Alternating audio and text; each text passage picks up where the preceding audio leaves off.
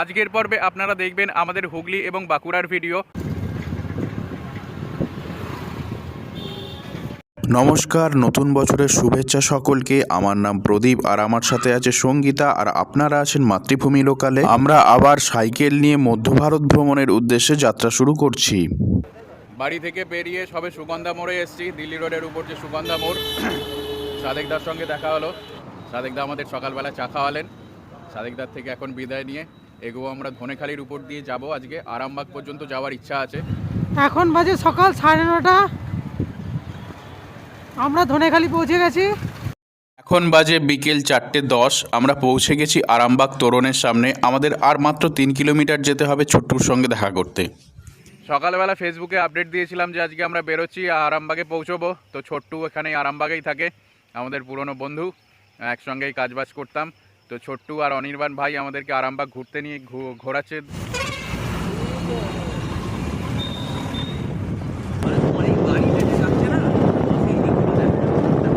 আরামবাগ শহরের মধ্যে যে একটি ছোট্ট বনাঞ্চল আছে, শহরের ভেতর থেকে তা বোঝাই যায় না। ক্রমবর্ধমান মানুষের আগ্রাসনে দ্বারকেশ্বর নদীর পাড়ের এই বনাঞ্চল ক্রমশ ছোট হচ্ছে। দক্ষিণবঙ্গের নদীগুলো ক্রমশ শুকিয়ে আসছে, যেন মানুষের পাপ বাড়ছে আর মৃত্যুর দিকে এগোচ্ছে সভ্যতা। শ্মশানকালী মন্দিরের কাছে প্রাচীন বটের তলায় দেবাদিদেব মহাদেবের অবস্থান। দাদা কোথা থেকে আসছেন আর কত দূর যাবেন? নমস্কার, আমার নাম প্রদীপ বিশ্বাস, আমি আসছি হুগলি চুচুড়া থেকে। বর্তমানে আজকে এসে পৌঁছেছি আরামবাগে।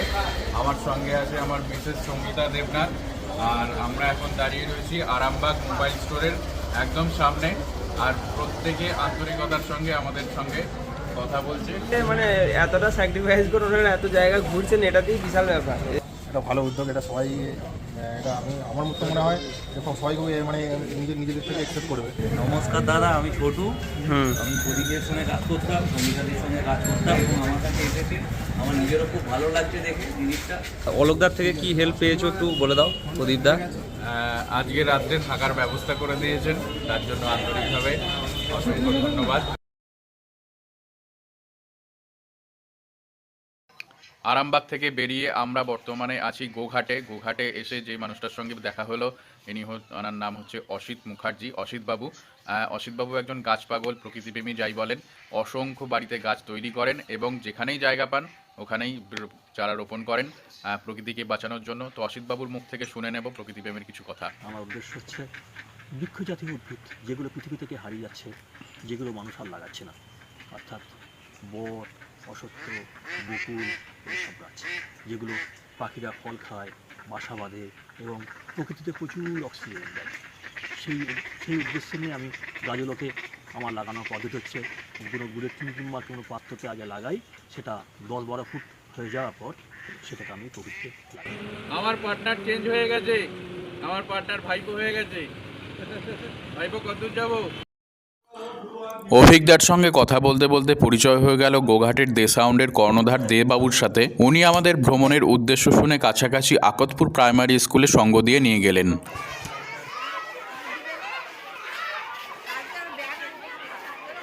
গোঘাটের আকতপুর প্রাইমারি স্কুলে কচিকাচাদের সঙ্গে খানিক গাছপালা নিয়ে কথাবার্তা বললাম। পড়ুয়াদের রিয়াকশন তো অসাধারণ ছিলই, সাথে মাস্টারমশাই এবং দিদিমণিরাও আমাদের আন্তরিকতার সাথে গ্রহণ করলেন। স্কুল থেকে বেরিয়ে আমাদের পরবর্তী গন্তব্য কামারপুকুর। ঠাকুর শ্রী শ্রী রামকৃষ্ণদেব 5 বছর বয়সের পর এই পাঠশালায় পড়াশোনা করতেন। রামকৃষ্ণদেব ঠাকুরকে যোগ দিলে ঠাকুর যোগ করতেন, আর যে বিয়োগ দিয়েছে ঠাকুর বললেন দুঃশালা তো পাঠশালায় পড়বো না। যোগ মানে হচ্ছে ভক্তের সঙ্গে ভগবানের যোগাযোগ, আর বিয়োগ মানে হচ্ছে বিচ্ছেদ। ঠাকুর তখন বইপত্র গুছিয়ে নিয়ে বিষ্ণু মন্দিরে যেতেন, ওই মন্দিরে লুকিয়ে মা কালীর ছবি আঁকতেন আর ধ্যান করতেন। এদিকে রয়েছে লাহাউদের বিষ্ণু মন্দির, আর এখানে হচ্ছে লাহাদের দুর্গা মন্দির। ঠাকুর নিজে হাতে এখানে মা দুর্গার চোখ এঁকেছিলেন দুর্গা প্রতিমায়। প্রতি বছর লাহাবাবুদের দুর্গা পুজো হয়, সেই উপলক্ষে এখানে 10 দিন যাত্রা অনুষ্ঠান হয়। আর এটাই লাহাপাড়া, ঠাকুর এই পাড়ায় ছোটোবেলায় ঘুরে বেড়াতেন।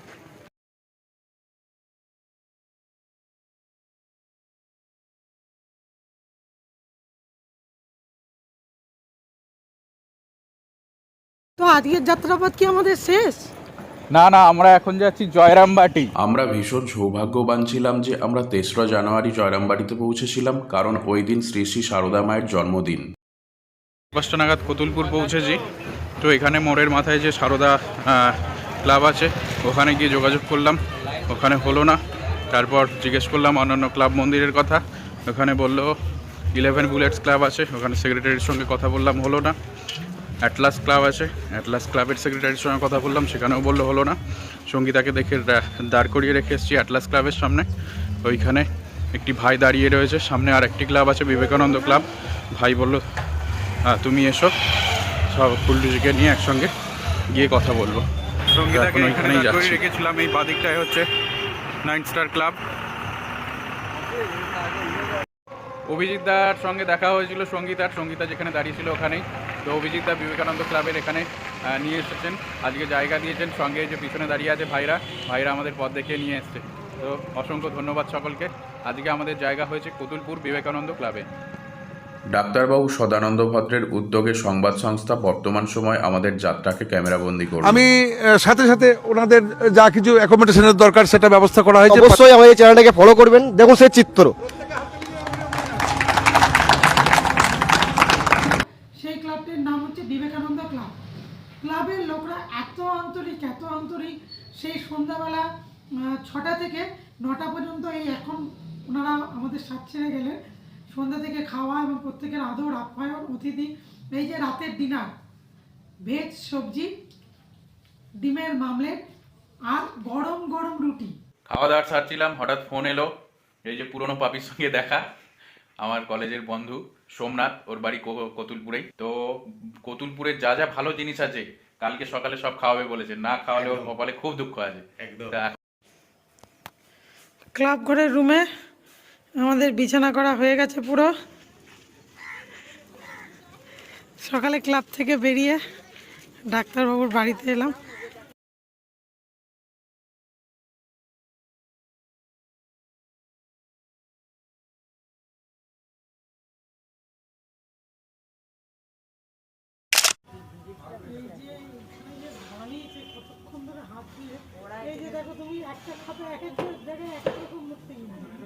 শ্রীরামকৃষ্ণের পদধূলি ধন্য প্রায় 350 বছরের পুরাতন ছোটভদ্র জমিদার পরিবারের দুর্গা দালান বা চণ্ডী মণ্ডপ।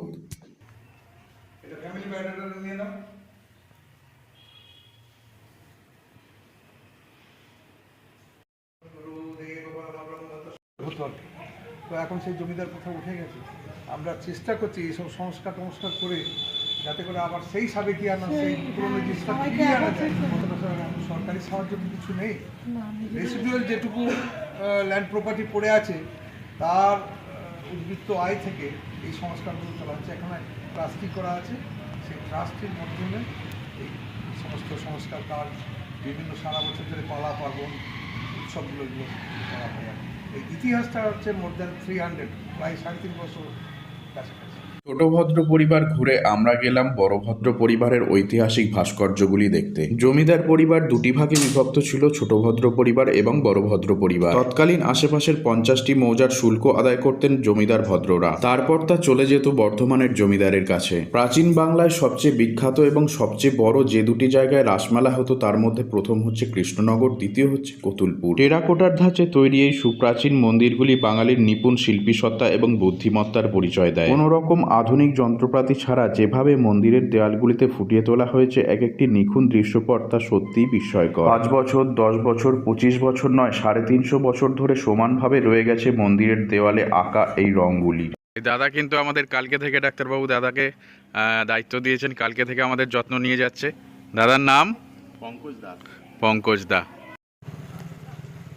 আজকে সকাল সকাল কুতুলপুর ক্লাব থেকে, বিবেকানন্দ ক্লাব থেকে বেরোনোর পরই ফুলটুসির হাতে ব্যথা শুরু হয়ে গেছে। তো হাতটা যথারীতি ভেঙে গেছে, ডান হাতটা। তো এইখানে অনেক খুঁজে, আজকে বৃহস্পতিবার, এমনিই দোকান বন্ধ। একটা দাদা হেল্প করে এই টোটোর দোকানের অ্যাড্রেস দিল। ভাই এখন ফুলটুসির হাত ঠিক করছে, দেখা যাক কতটা কি ঠিক হয়। একদম পতাকার পাশে ভাইটি ও দেখে শুনে কাজ করে দিল। তো আমাদের ঠিক হয়ে গেছে, অসংখ্য ধন্যবাদ ভাই। কতুলপুর ছাড়িয়ে আমরা এগিয়ে এসেছি জয়পুরের জঙ্গলের কাছাকাছি। দাদার দোকান। তো দাদা বসে দোল খাচ্ছিল। সঙ্গীতা বললাম আমার একটু দোল খেতে ইচ্ছে করছে, বলুন না গিয়ে। তো বললাম, দাদা সঙ্গীতাকে দোল খেতে দিয়েছে। তো জয়পুর জঙ্গলের এদিক দিয়ে যদি কেউ পাস করেন তো ইচ্ছে থাকলে দাদার থেকে এরকম দোলনা নিতে পারেন। দারুণ দারুণ লাগছে জয়পুর জঙ্গল। এর আগেও বহু জঙ্গল উত্তরবঙ্গে আমরা ক্রস করেছি, তো জঙ্গল বরাবরই আমাদের ভালো লাগে, কারণ আমরা জঙ্গলি মানুষ, তো তাই জন্য জঙ্গল খুব ভালো লাগে। তো জয়পুর জঙ্গলের উপর দিয়ে যাচ্ছি। এই জঙ্গলটা হচ্ছে গিয়ে এখানে প্রচুর মাইগ্রেটিং এলিফ্যান্ট দেখতে পাওয়া যায়, মানে এই জঙ্গলের হাতি আপ টু গড়বেতা পর্যন্ত যায়। বলে দেখতে পেলাম একটা ঘোড়া।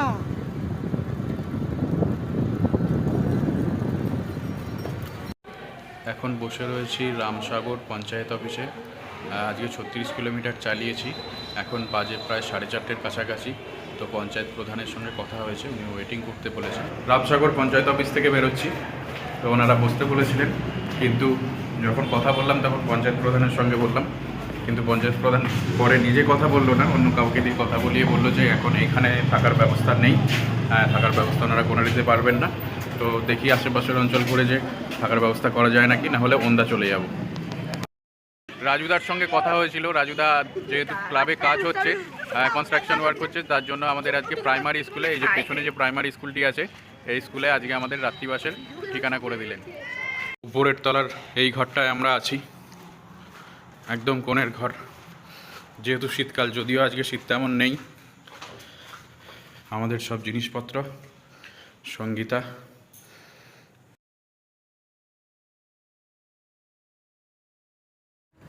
মেন বাঁকুড়া শহরকে ডান হাতে রেখে আমরা চলে যাচ্ছি সোজা পুরুলিয়ার দিকে।